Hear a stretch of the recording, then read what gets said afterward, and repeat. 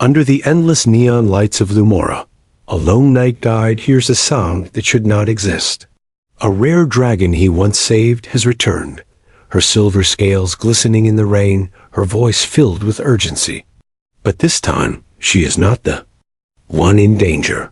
Somewhere deep beneath the city streets, her baby cries for help, and time is running out. If you are new to the channel, then please subscribe to the channel and like the video and tell us where are you watching from. Now, let's jump into the story. The city of Lumora was never quiet. Even in the small hours before dawn, its sky was alive with lights that danced in streams of blue, pink, and silver. Neon signs flashed from towers that seemed to pierce the clouds, their glow spilling onto the wet streets below. Rain slid in thin sheets across glass walls and ran in ripples down narrow gutters.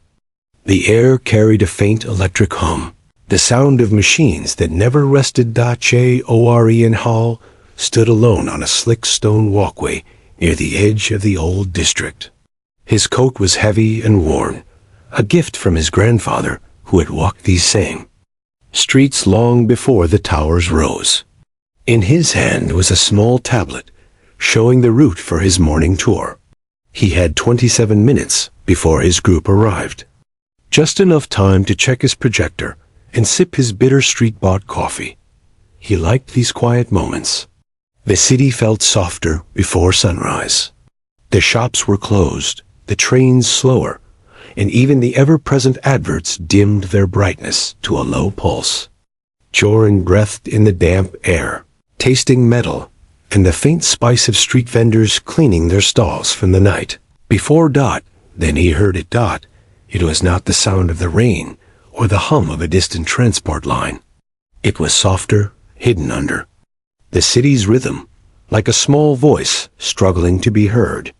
It came again, rising and falling in a strange, almost musical tone.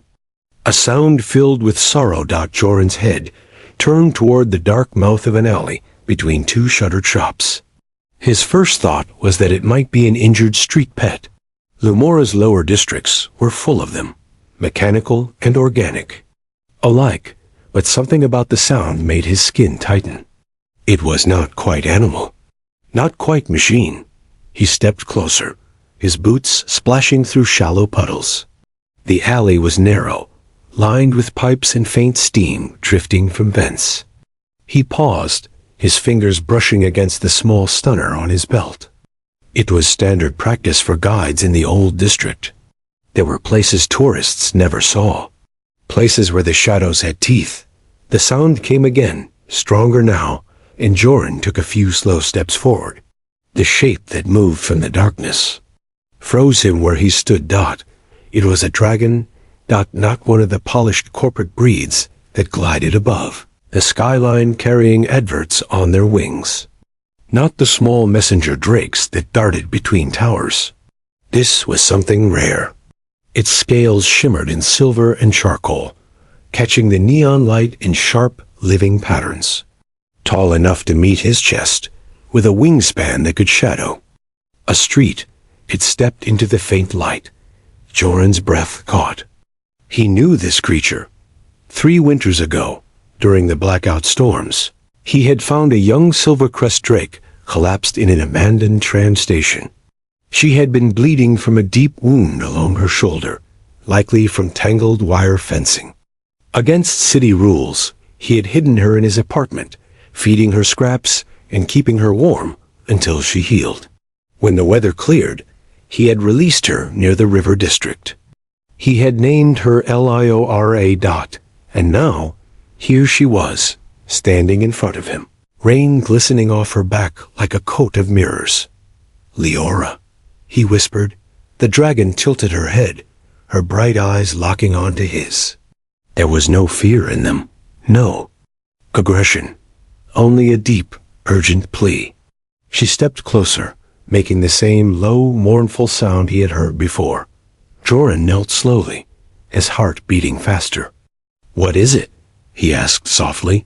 Though he knew she could not understand his words, Liora leaned forward and pressed her warm snout to his hand. Then she stepped back, looked over her shoulder, and moved a few paces down the alley. She stopped, turned to see if he was following, and made the sound again, "Jore," and hesitated. His job was already hanging by a thread.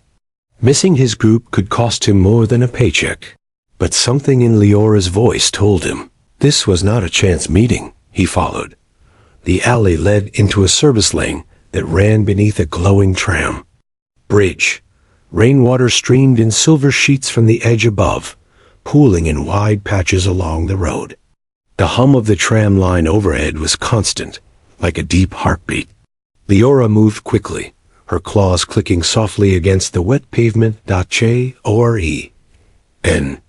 Kept pace, glancing up at the skyline where towers burned against the clouds. Here, in the spaces between the main streets, the city felt older, its walls streaked with rust and patched with layers of repair. At last, Leora stopped in the middle of an empty crossing. Autocars glided past in the distance, their headlights cutting briefly through the mist. She lowered her head to a round maintenance hatch set into the road. Then she looked at him again, eyes shining in the neon light. Joran stepped closer. At first he heard nothing but the steady rain. Then, faint and far below, came a sound that made him stop breathing. It was like Leora's voice, but smaller, higher, and filled with fear. His stomach tightened. There was only one thing you could. "Be a baby Drake." Joren. Single quotes as eyes stayed fixed on the hatch in the road. The faint, trembling cry rose again from the depths below, each sound cutting through the steady hum of the city. The noise was unmistakable. Somewhere far under the streets of Lumora, a baby silvercrest drake was trapped. Lior shifted her weight, her wings folding tight against her sides. She paced in a tight circle around the hatch, her claws scraping the wet asphalt. Then she stopped and looked at Joran with a gaze so intent that it felt like a command. The rain had grown lighter, falling in thin, slanted lines that caught the glow of the street lamps. In the distance, the echo of a transport pod roared briefly before fading into silence again. Joran's mind was racing. His tour group would arrive in less than half an hour. He could already imagine his supervisor's sharp voice and the risk of losing the job he depended on. But Leora's presence left no room for hesitation. She had come to him for a reason. He had once saved her life, and now she was asking for help. Joren knelt beside the hatch, running his fingers along its cold metal edge. It was sealed with a locking mechanism used by the city's maintenance crews. A faint vibration came through the surface, the sign of machinery running somewhere far below. He pressed his ear to the metal and listened. The cries were clearer, now weak but steady, bouncing against the walls of whatever space lay under the street. He straightened and looked at Leora. "You want me to get them out?" he said quietly. Liora answered with a soft sound, almost like a sigh. She stepped closer, lowering her head until her eyes met his again. Jore knew he could not do this alone. The shaft could be deep and narrow, and the undercity was full of hazards. If the baby was too far down, reaching it would be dangerous. He reached into his coat and tapped the comm unit on his wrist. The small display lit up, showing the name of the one person he trusted for something like this. Narivent had once worked with him on a wildlife rescue team before budget cuts scattered them into different jobs. She now ran independent rescues from her modified hover bike, often working on cases the city's officials ignored. The line clicked, and her voice came through, groggy from sleep. "Joran, it's not even 5 yet. What's wrong?" "I need your help," he said. "It's Leora. She found me, and her baby is trapped in a maintenance shaft. I think it's somewhere under the neon bridge crossing on South River Road." There was a pause, then a sharper tone in her voice. "Wait, the same silvercrest drake from the winter storms. Yes, Joran replied. Same scar on her shoulder. She came to me directly. The baby's down there, and I can hear it. Neri's voice steadied. I'll be there in 10 minutes. Don't try to open anything until I arrive. The call ended, and Joran turned back to Leora. She stayed close to the hatch, lowering her head again to listen to the faint cries. The rainwater around her claws rippled each time she shifted her. Stance.Joren glanced toward the end of the street, where the glow of the tram bridge spilled down in wide arcs.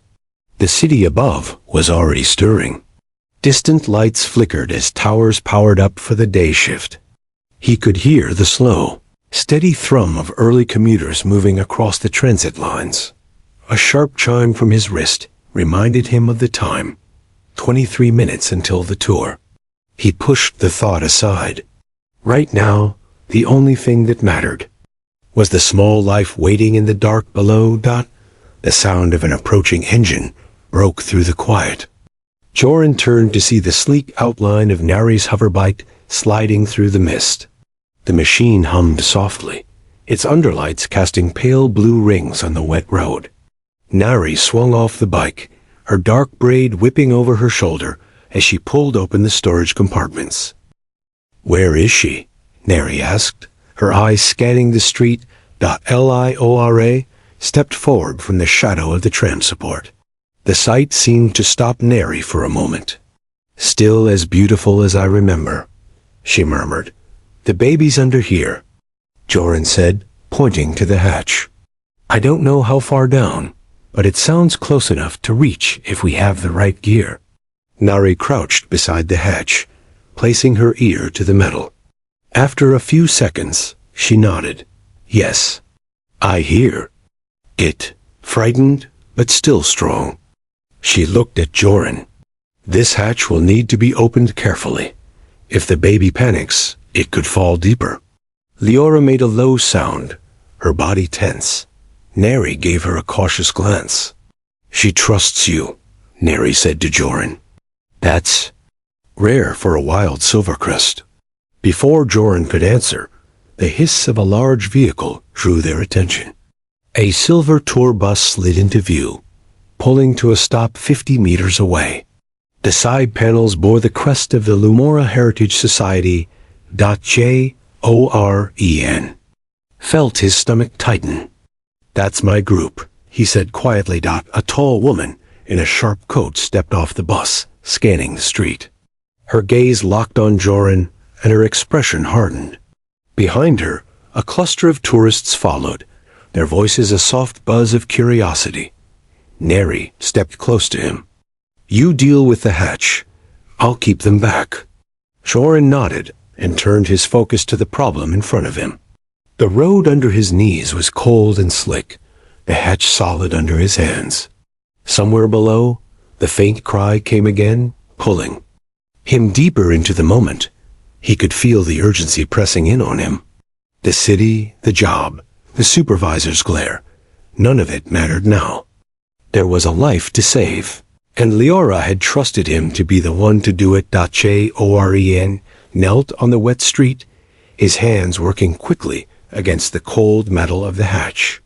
The rain had slowed to a thin mist, hanging in the air like a veil. Leora stood close by, her body tense and her gaze fixed on the hatch as if willing it to open.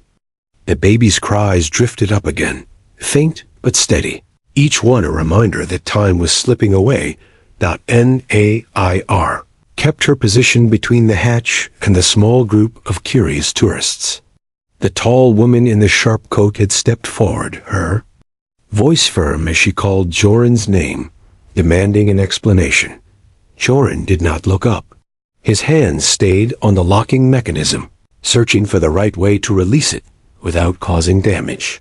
Keep them back, he said to Neri without looking away from his work.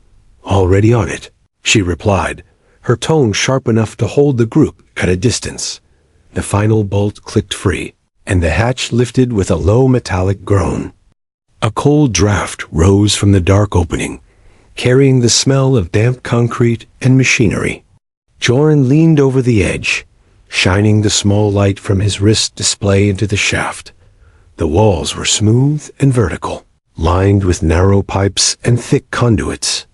About 30 feet down, he saw a narrow maintenance platform, just wide enough for a person to stand. Crouched on the edge of that platform was the small shape of the baby drake. Its scales were duller than Leora's, still carrying the mat. Finish of youth, but its eyes glowed with a faint amber light that caught in the beam from Joran's light. The baby let out a thin, frightened chirp when the light touched it. Its claws scraped against the platform's edge, but it did not move away. "It's alive," Joran said, "and it looks unhurt." Nari crouched beside him, peering into the shaft. "The space is too narrow for a hover retrieval. Someone will need to go down. We can anchor a line to my bike." Joran stood and slipped off his coat, rolling his shoulders to loosen the tension.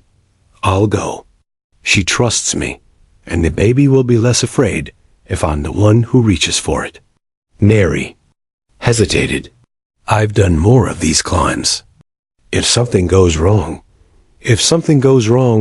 Leora might panic." Joran interrupted. "She came to me for help. That has to mean something." Nari gave him a long look before pulling a compact safety harness from her gear compartment. "Fine, but you wear this, and you follow my signals. If I feel 3 sharp tugs, I'm pulling you up fast." Joran nodded, tightening the harness straps around his chest and legs. Nari clipped the safety line to the harness and secured the other end to the reinforced frame of her hoverbike. She tested the line twice before handing him a small rescue pouch designed to cradle small animals. Lior lowered her head until her eyes were level with Joran's.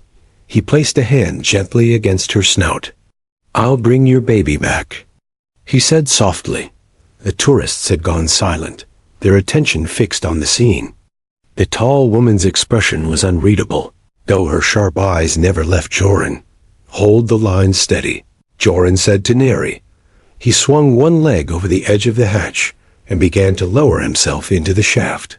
A cold, damp air rose around him, carrying the sound of water rushing somewhere deeper in the Undercity. His boots found narrow footholds along the wall, and the safety line hummed softly as it unspooled above him. The beam from his wrist display lit the smooth walls in pale white. Thin streams of condensation ran down the concrete, catching the light in small glimmers. The sound of the baby's cries grew clearer with each foot he descended. At 20 feet down, Joran felt the air grow cooler and heavier.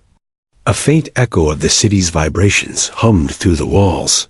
He glanced upward briefly. Nari's face was a small shape framed by the hatch, with the gray morning sky beyond. His boots touched the edge of the maintenance platform, and he crouched low, keeping one hand on the wall for balance. The baby drake pressed itself against the far corner, its small body trembling. "Hey there," Joran said quietly, keeping his tone slow and calm. "I'm a friend of your mother. She's right above us, waiting for you." The baby's head tilted slightly at the sound of his voice. Its eyes blinked once, and twice. The glow in them steady. Joran reached into the inner pocket of his shirt and pulled out a small piece of dried fruit. He held it out, palm open. The baby's nostrils flared as it caught the scent. After a moment of hesitation, it took 2 small steps forward and gently took the fruit from his hand with its tongue. "Good," Joran said softly. "You're doing well." He offered a second piece. As the baby moved closer to take it, he slowly slipped his other arm around its small body. The drake gave a startled chirp, but did not struggle. Its body was warm against his chest, its heart beat fast and light. Carefully, he guided the baby into the rescue pouch, making sure its wings were folded safely, and its head could still move freely. "I've got them," Joran called upward. His voice echoed in the shaft, carrying a note of relief. "Bringing you up," Neri's voice replied. Firm and steady. The line tightened, and Joran began to rise, holding the pouch close to his chest. The baby stayed still, its eyes blinking slowly as if realizing it was safe. The circle of light above him grew wider with each second, the sound of the rain and the hum of the street returning as he neared the surface dot as his head emerged from the hatch. The first thing he saw was Leora's face. Her eyes locked onto the pouch, and her crest lowered in what looked like pure relief. "Almost there," Joran said, stepping back onto the wet street dot. He knew the next moment would matter, more than any words. Joran stepped back onto the wet street, keeping the rescue pouch close to his chest. The baby silvercrest drake shifted inside, letting out a small, uncertain chirp. The moment Leora heard the sound, she moved forward in quick, deliberate steps. Her crest lowered, her head dipping low until her snout brushed the edge of the pouch. Joran knelt and carefully unfastened the top of the pouch. The baby blinked up at the light and made a soft noise that seemed to rise in recognition. Leora pressed her nose gently to the baby's side, checking every inch of its small frame. The baby responded with short, quick chirps, pressing closer to her.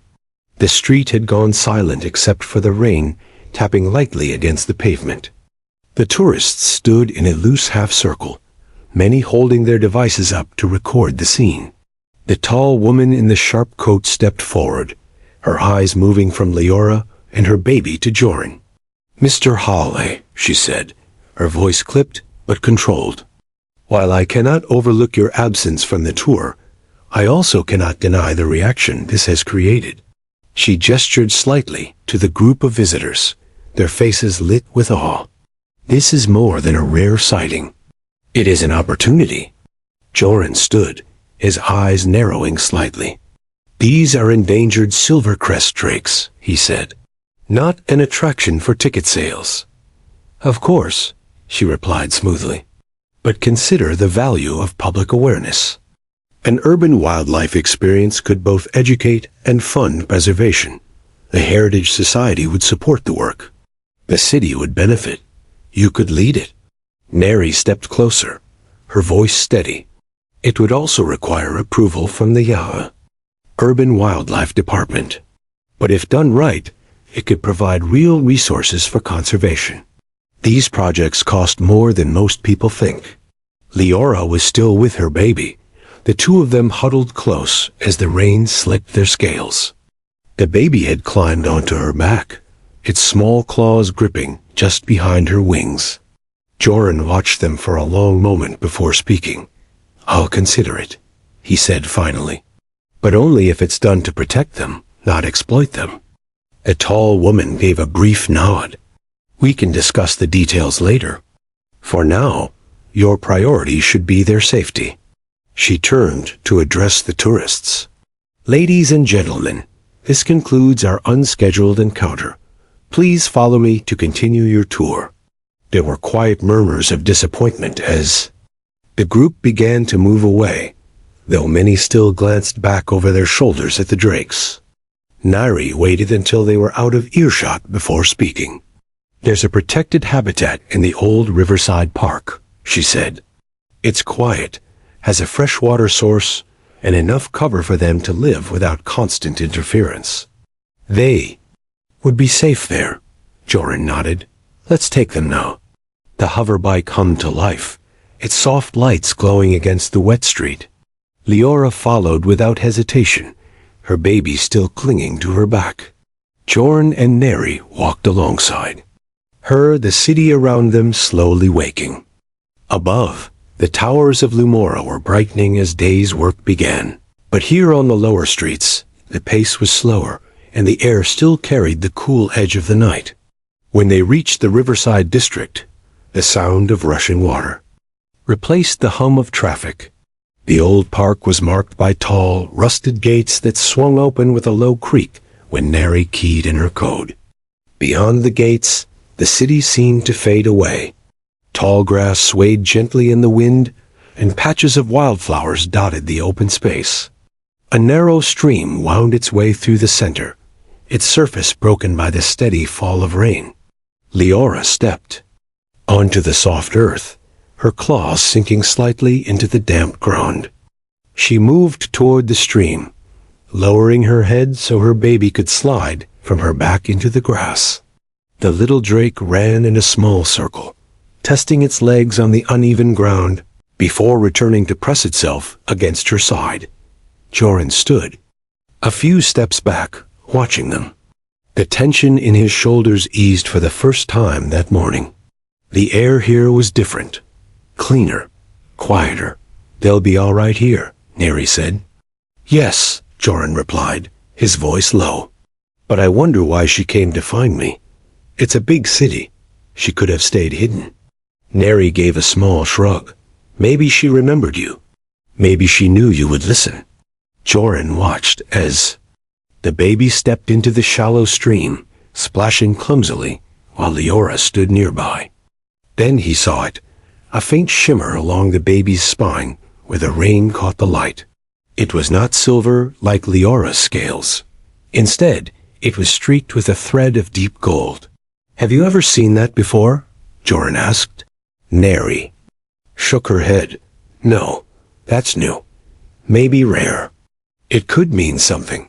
Or maybe it's just this one." She paused, looking at him. "But it might be the start of a story that's not finished yet." Joran stayed silent, letting the thought settle. In the distance, the towers of Lumora stood like a wall against the horizon, their glow faint in the daylight. But here, in the quiet of the park, the world felt larger. He stepped forward, placing a hand on Leora's neck for one last moment. "Stay safe," he said softly. As he and Neri walked back toward the gates, the sound of the baby's light splashes followed them. Joran knew the city would call him back to work, to rules, and to schedules. But he also knew that somewhere in Lumora there was a story still growing. And one day it might find him again.